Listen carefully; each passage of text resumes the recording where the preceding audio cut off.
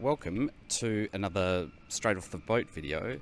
As you can see, this car is straight off the boat via about a month on the wharf here, which I wasn't particularly happy about, but that's importing for you. This is a 1994 Nissan March Tommy Kaira. As you can see, it has been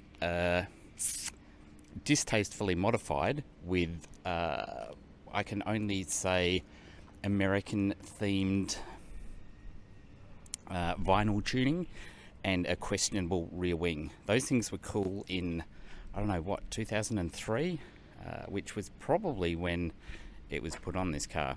It's got some terrible wheels on it and some questionable aero. Look at that. That's exactly what you need on your Micra, is some, oh, they might actually be carbon.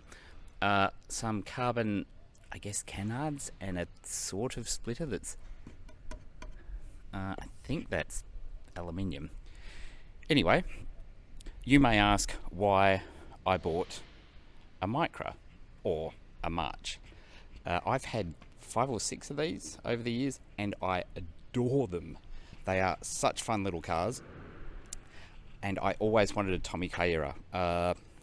It's basically just a body kit, that huge gaping front mouthpiece, no side skirts, and the corresponding rear bumper, and obviously Tommy Kaira detailing, yes, and it should come with a gorgeous sort of rear wing rather than this horrible thing, which is actually sitting in Japan. I wanted to do this video before I even touched this car, just to show that not everything that gets modified in Japan gets modified well.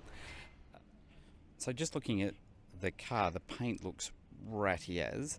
I think it will actually come up with a buff and a bit of a detail. There's a few scratches, there's no rust, so that's obviously a problem. It's actually a problem with these cars, but it's also a problem with pretty much anything out of Japan from the 90s. If you're looking for a GC8 or a R32 or an R33, chances are these days they're more than likely going to have some rust in them, and if they don't, then you're going to pay an absolute packet for it. This car is what is referred to as a POV pack or a penalty box. It's a 1 litre manual. Actually, I better check that it's got aircon. I didn't even check that. Yeah, got aircon. Thank God for that. And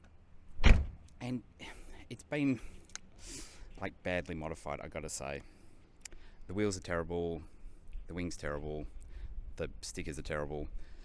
However, it's something that I've been chasing. It's one of those cars that has always been on the bucket list, just because I've had so many Micras over the years, and this was pretty much, you know, the top of the tree for me. That or an Impul with the box guards. One of those Impul cars came up a couple of weeks after I bought this, as is always the way. But with this old stuff, and particularly old, rare, modified stuff, you've just got to take whatever comes up and just be happy with what you bought. I don't mind the fact that this car's a 1 litre.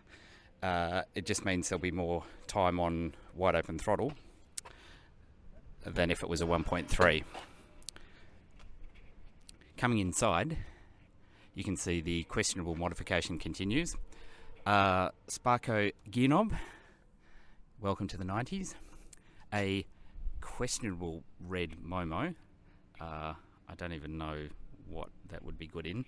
And oddly, we've got, check this out, 3 Deffies and then a knockoff Defy.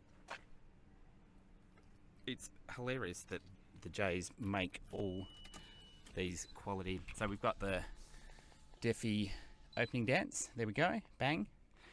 And I don't even know what that is. I think it might be an auto gauge or some other knockoff, but that's going straight in the bin. Coming to the seat, we've got a SR3 Recaro that's seen much better days. That will be going to my good friends at Trim Care to be sorted out. And I think that's an FD seat, or it might be a it might be an MX5 seat. I don't know. But whatever it is, it's the driver's seat. So that is also going in the bin. Auction sheet, which has been in the sun and has lost all the information. And it's obviously come from a Rabbit. I like Rabbit. I've bought a couple of cars from Rabbit.